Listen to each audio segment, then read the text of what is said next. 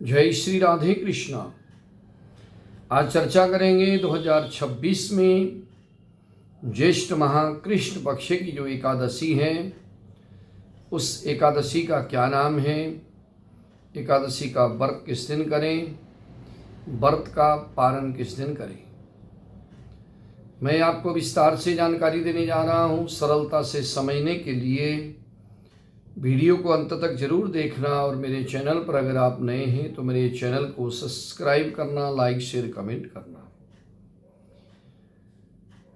अपरा एकादशी पापों को हरने वाली, पुण्य को देने वाली एकादशी।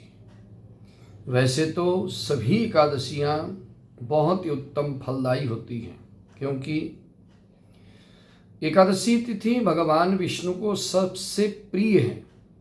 सभी तिथियों में सर्वोपरि तिथि जो होती है वो एकादशी होती है, चाहे वो कृष्ण पक्ष की हो चाहे शुक्ल पक्ष की हो, इसमें किसी तरह का कोई भेद नहीं होता।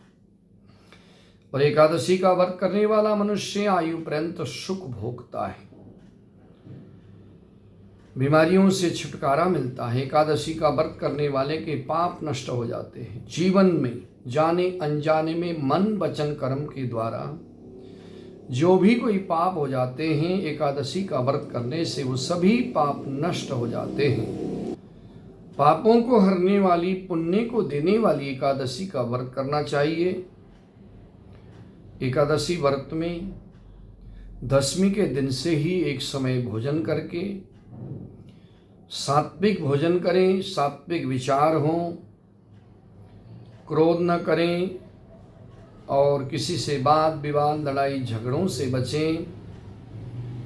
एकादशी के दिन प्रातःकाल के समय में ब्रह्म मुहूर्त में उठ करके स्नान ध्यान से निवृत्त होकर भगवान विष्णु की पूजा करें और व्रत को धारण करें।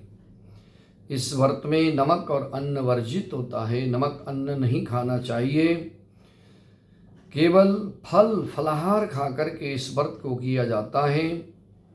हो सके तो एक समय, नहीं तो अगर शरीर आपका समर्थ है तो फलाहार 2 समय भी कर सकते हैं।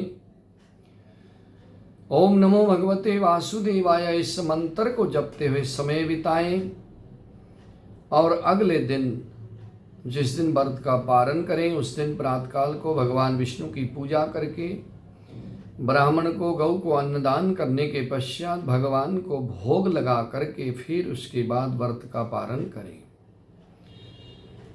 2026 में ज्येष्ठ माह कृष्ण पक्ष की जो पापों को हरने वाली अपरा एकादशी का व्रत है, अपरा एकादशी का व्रत है 13 मई 2026 बुधवार के दिन।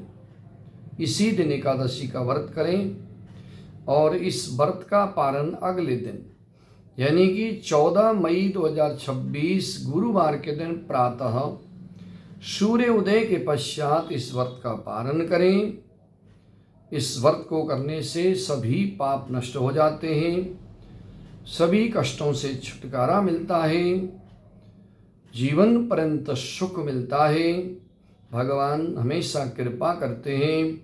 ओम नमो भगवते वासुदेवाय।